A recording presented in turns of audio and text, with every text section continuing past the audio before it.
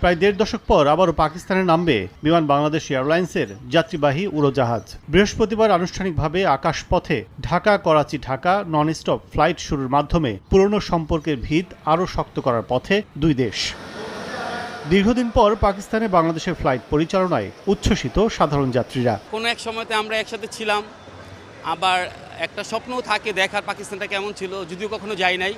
যদি এরকম হয় তো অবশ্যই যাওয়ার চিন্তা ভাবনা আছে। আমি কাতার প্রবাসী, যতগুলো পাকিস্তানি নাগরিকের সাথে পরিচিত হয়েছে খুব ভালোবাসে আর কি। যদি নতুনভাবে সম্পর্কটা আবার চালু হয় তো হয়তো বা অনেকের জন্য ব্যবসা বাণিজ্য বা আপনার টুরিস্ট খাতে কিছুটা উন্নতি করবে।